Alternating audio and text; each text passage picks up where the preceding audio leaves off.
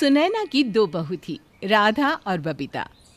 उसकी बड़ी बहू राधा मायके से बहुत सारा दहेज लेकर आई थी। बस यही वजह थी कि सुनैना राधा को सर पर बिठा कर रखती थी, तो वहीं दूसरी और बबीता को ज़रा भी पसंद नहीं करती, क्योंकि सुनैना के छोटे बेटे वीर ने अपनी मर्जी से शादी की थी और बबीता दहेज में कुछ भी नहीं लेकर आई थी। ऐसी ही एक दिन, माँ जी, मैं अपने लिए चाय बनाने जा रही थी, तो सोचा आपसे पूछ लूं। अरे बहू, जब घर में वो कलमुही बबीता है तो तू क्यों काम करती है? तेरे माँ बाप ने हमें इतना दहेज दिया है कि हमारा हक ही नहीं बनता तुझसे नौकरों की तरह काम करवाने का। अरे घर की नौकरानी तो वो बबीता है जो दहेज में हमारे लिए एक साड़ी भी नहीं लेकर आई। तो फिर ठीक है ना माँ जी, हम अपने घर की फ्री की नौकरानी से ही काम करवा लेते हैं। अब सुनैना अपनी बड़ी बहू राधा के साथ मिलकर अपनी छोटी बहू को परेशान करती है। समय यूं ही बीतता है। बबीता भी अपनी सास और जिठानी की सारी चालों को समझने लगती है। ऐसे ही एक दिन बबीता कपड़े प्रेस कर रही होती है, तभी जानबूझकर सुनैना उसे अपने पास बुला लेती है और इसी बीच राधा गर्म प्रेस कपड़े पर रख देती है और अपनी साड़ी खुद ही जलाकर सारा इल्ज़ाम बबीता पर लगाती है। तुमने मेरी इतनी महंगी साड़ी जला दी। माँ जी, देख रही हो ना आप अपनी छोटी बहू की करतूत, देखिए क्या किया है इसने। मैं सच कह रही हूँ माँ जी, मैंने दीदी की साड़ी नहीं जलाई। मुझे अच्छे से याद है, जब आपने मुझे बुलाया था तो मैं प्रेस को साइड में रख कर गई थी। इसका मतलब ये सब झूठ है? मेरी साड़ी अपने आप जल गई? ऐसा भी तो हो सकता है ना दीदी कि आपने अपनी साड़ी खुद जलाई हो। बबीता के इतना कहती ही राधा उसे एक थप्पड़ लगा देती है और अपनी सास से कहती है, देख रही है माँ जी, इसकी हिम्मत कितने बढ़ती जा रही है। मेरी मानिए तो इसे धक्के मारकर इस घर से निकाल दीजिए। वैसे भी कौन सा देवर जी को आपकी फिक्र है जो आप अपने बेटे की इतनी चिंता कर रही हैं, और आपका ख्याल रखने के लिए मैं तो हूं ना। राधा के कहने पर सुनैना अपनी छोटी बहू को घर से निकालने का फैसला करती है, जिस पर वीर अपनी माँ से कहता है, ये कहाँ का इंसाफ है माँ? आप ऐसा नहीं कर सकती। आप अपने दोनों बच्चों में भेदभाव नहीं कर सकती माँ। अगर आप चाहती है कि मैं अपनी बीवी को लेकर यहाँ से निकल जाऊँ तो आप मुझे मेरा हिस्सा दे दीजिए। हिस्सा? अरे कैसा हिस्सा? बड़ी बहू दहेज में बहुत कुछ लेकर आई थी। घर में जितनी भी चीजें हैं सारी बड़ी बहू लेकर आई थी, पर तेरी बीवी क्या लेकर आई? कुछ भी तो नहीं। फिर तू किस बात का हिस्सा मांग रहा है? माँ, मैं अपना हिस्सा मांग रहा हूँ जो पापा मेरे लिए छोड़ कर गए थे। अगर आपको अपनी बड़ी बहू के साथ रहना है तो आप रहिए, बस मुझे मेरा हिस्सा दे दीजिए। माँ जी, अगर देवर जी अपना हिस्सा मांग ही रहे हैं तो दे दीजिए ना इन्हें इनका हिस्सा।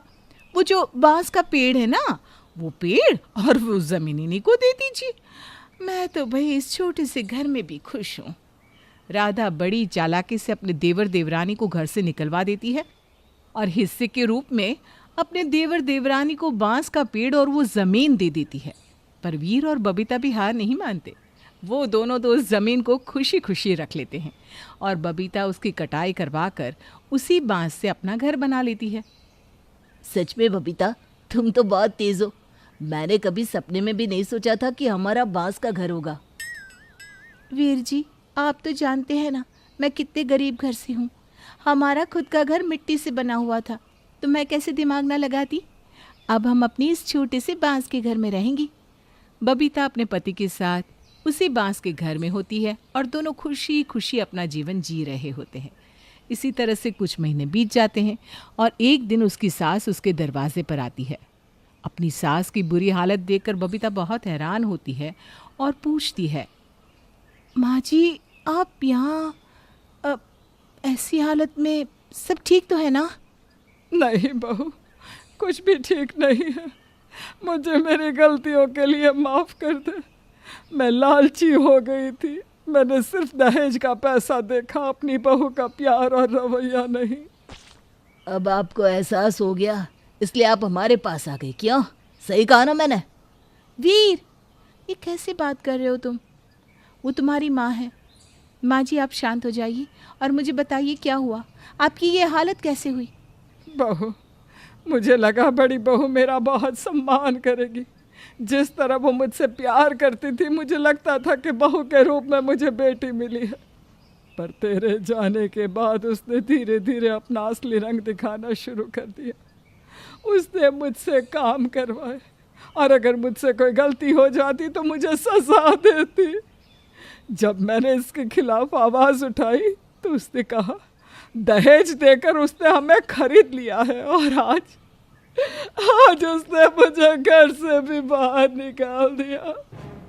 माँ जी शांत हो जाइए। अब आप अपनी छोटी बहू के पास आ गई हैं। आपके आने के बाद सही मायने में अब मेरा ससुराल बना है। बिना सास की ससुराल नहीं होता। सुनैना के आने के बाद बबीता की खुशियाँ दुगनी हो गई थी। अब बबीता अपनी सास और पति के साथ अपने बांस घर में हंसी खुशी रह रही थी। तभी एक दिन जब बबीता बाजार जाती है, उसे मोहल्ले की औरतों से जिठानी के बारे में सुनने को मिलता है। राधा के साथ बिल्कुल सही हो रहा है। पहले उस राधा ने अपने देवर देवरानी को घर से निकाल दिया, फिर अपनी सास को। अब देखो दोनों पति पत्नी को खुद घर से जाना पड़ रहा है। इसलिए तो कहते हैं ज़्यादा लालच नहीं करना चाहिए। लालच में आकर अब उनका ही घर नीलाम हो रहा है। हमारा घर नीलाम हो रहा है? मैं इस नीलामी को तो नहीं रोक सकती और ना ही अपने घर को बचा सकती हूँ, पर मैं अपनी जिठानी की मदद तो कर ही सकती हूँ। मुझे उनकी मदद करनी चाहिए। मुझे एक बार उनसे मिलना चाहिए। अब जैसे ही बबीता को पता चलता है कि उनका घर नीलाम हो रहा है और उसकी जिठानी सड़क पर आ गई है, वो अपनी जिठानी की मदद करने के लिए जाती है और अपनी जिठानी को अपने बांस के घर में ले आती है। बबीता, तुम बहुत अच्छी हो।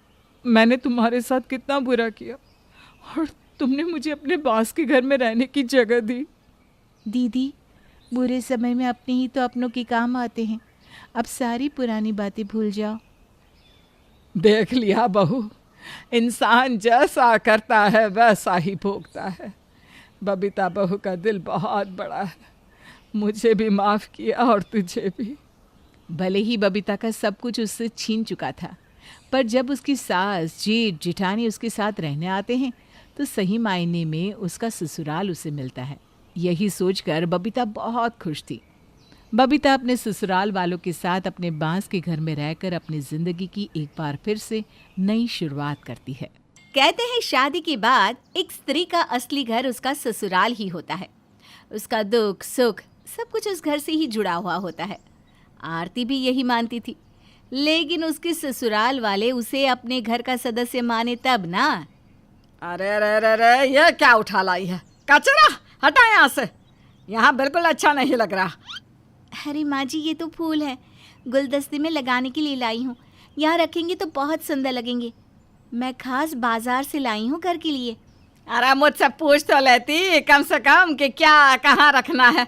मैं सालों से इस घर को संवारती आई हूँ, मुझे पता है ना यहाँ क्या रखना है और क्या नहीं। माँ जी, ये मेरा भी तो घर है ना, मैं बस इसीलिए।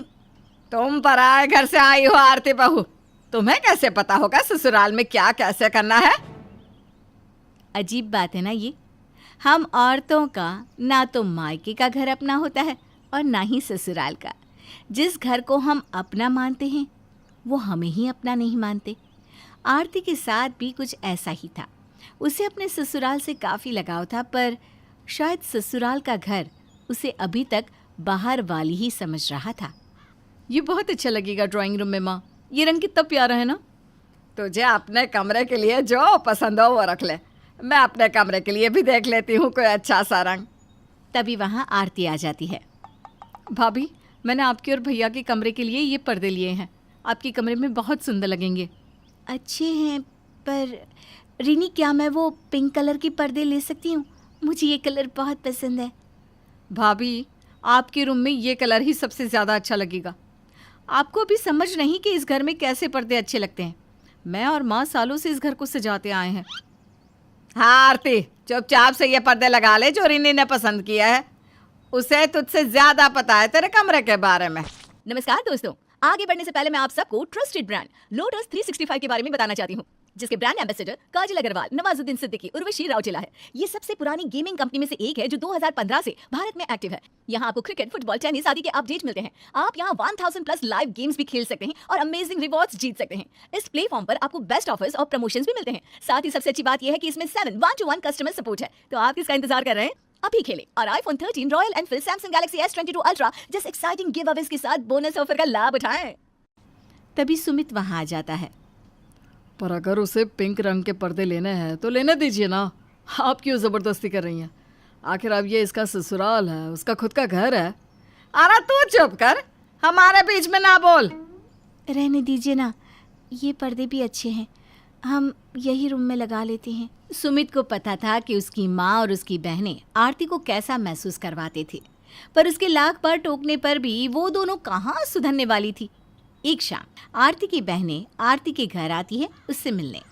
तुम दोनों बैठो, मैं तुम दोनों के लिए चाय लाती हूँ। दीदी हमें कुछ नहीं चाहिए, आप बस हमारे साथ बैठिए ना, हमें आपसे बस बातें करनी है। हाँ दीदी, हम घर में कैसे अपने रूम में बैठ जाते थे और घंटों बातें करते थे। हाँ हाँ ठीक है, चलो आओ मेरे कमरे में बैठकर बातें करते हैं, आओ। आरती अपनी बहनों को जब रूम में लेकर जाती है तो वहाँ रिनी बैठी हुई थी और फ़ोन में गेम खेल रही थी। रिनी, मेरी बहनें आई हैं, क्या प्लीज़ तुम ज़रा। अरे भाभी अभी मुझे डिस्टर्ब मत कीजिए, यहाँ इस कमरे में नेटवर्क अच्छा आता है, इसलिए मैं यहीं बैठूंगी। आपको कहीं और जाकर बैठना है तो बैठ जाइए। कोई बात नहीं दीदी, हम किसी और दिन आ जाएंगे, अभी हम चलते हैं। हाँ, या तो आप घर आ जाइएगा दीदी, हम वहीं बैठकर बातें कर लेंगे। अब आओ, मैं तुम्हें बाहर तक छोड़ देती हूँ। आरती को इस बात का बहुत दुख हुआ कि वो अपनी बहनों के साथ अपने कमरे में बैठ तक नहीं सकी, पर वो रोने के अलावा और कर भी क्या सकती थी। अब उसने अपने आंसू पोंछे और फिर से काम में लग गई। रसोई में रात का खाना बना रही थी, तभी उसने बैंगन देखे। अरे, ये तो बहुत अच्छे बैंगन लग रहे हैं, शायद माँ जी आज ही बाज़ार से लाई हैं। आज सुमित के लिए बैंगन का भरता बना देती हूँ, दाल के साथ उन्हें बहुत अच्छा लगेगा। कई दिनों से उनका मनपसंद का कुछ बनाया भी तो नहीं है मैंने। आरती वैसे तो जो उसकी सास कहती थी वही खाना बनाया करती थी, पर आज उसे अपने पति के लिए बैंगन का भरता बनाने का मन किया तो उसने बिना पूछे बना लिया और डाइनिंग टेबल पर ले आई। वाह, बैंगन का भरता, ये तो मेरा फेवरेट है, आज तो मज़ा ही आ जाएगा। मैंने स्पेशली आपके लिए ही बनाया है, खा के बताइए ना कैसा बना है। ये बैंगन तो मैं कल के लिए लाई थी और तुमने आज बना दिए। और किससे पूछकर बनाया है तुमने? मैंने तुम्हें दाल बनाने को कहा था ना। हाँ माँ जी, पर मैंने बैंगन देखे तो मुझे इनकी याद आ गई और इन्हें सरप्राइज़ देने के लिए मैंने बना दिया। देखा माँ, ये अब आपका राज भी छीनना चाहती है। मत भूलिए भाभी, ये आपका ससुराल का घर है, अपना नहीं है। अच्छा हुआ कि आप दोनों ने याद करवा दिया कि ये इसका ससुराल का घर है, अपना नहीं। मुझे कब से ये बात खटक रही थी, पर मैं कुछ कह नहीं रहा था, पर अब बात बर्दाश्त के बाहर हो चुकी है। हाँ, आप शांत हो जाइए ना प्लीज़। अब हम दोनों इस घर में नहीं रहेंगे। आरती, चलो यहाँ से। अरे, इतना गुस्सा अच्छा नहीं सुमित, और ये मत भूल तेरे पास और कोई घर नहीं, यही इसका ससुराल है। नहीं, ससुराल मतलब अपना घर। यहाँ आरती को वो कभी नहीं मिल सकता जिसकी वो हकदार है, इसलिए हम यहाँ से जा रहे हैं। सुमित आरती को घर से लेकर चला जाता है और उसकी माँ और बहन उसे रोकती तक नहीं। अरे जाने दो इसे, खुद ही लौट के आ जाएगा 2 दिन में। कहीं और जाने के लिए घर भी तो नहीं है उसके पास। हाँ माँ, सही है, देखते हैं कब तक गुस्सा दिखाता है। आरती को बहुत बुरा लगता है कि उसकी वजह से उसके पति ने अपना घर छोड़ दिया। सुमित के पास इतने पैसे नहीं थे कि वो एक नया घर ले सके, इसलिए वो दोनों जंगल के पास एक झोपड़ी बांधकर रहने लगते हैं। आरती, अभी तो मैं तुम्हें यही दे सकता हूँ, लेकिन हाँ, मैं मेहनत करके तुम्हें अपना घर ज़रूर दूंगा। अब मैं ऑफिस में ओवर टाइम करूँगा जिससे मैं ज़्यादा पैसे कमा सकूँ। आप जहाँ हैं मेरा घर वहीं है, आप मेहनत कीजिए, मैं आपके साथ हूँ। सुमित ऑफिस में ज़्यादा मेहनत करने लगा जिससे वो आरती के लिए एक अच्छा घर ले सके, और यहाँ आरती को सुमित के लिए कुछ करना था, इसलिए वो उसके ऑफिस जाने के बाद जंगल में जाने लगी। यहाँ अच्छे फ्रूट्स होंगे। आज सुमित के लिए ताज़े फ्रूट्स ले जाती हूँ, खुश हो जाएंगे बहुत। अरे ये क्या, यहाँ तो कितने सारे बांस के पेड़ हैं और इनका लकड़ा भी कितना मजबूत है। मुझे याद है मैं बचपन में इनके कितने सारे घर बनाया करती थी, बांस के, जिसके लिए मुझे कई सारे इनाम भी मिल चुके हैं। क्या मैं अब भी बना पाऊंगी ऐसा घर? कोशिश करके देखती हूँ। आरती कुछ बांस के लकड़े लेकर एक छोटा सा घर बनाने लगती है और वो एक सुंदर सा घर बना लेती है और उसे सुमित को दिखाने के लिए घर ले आती है।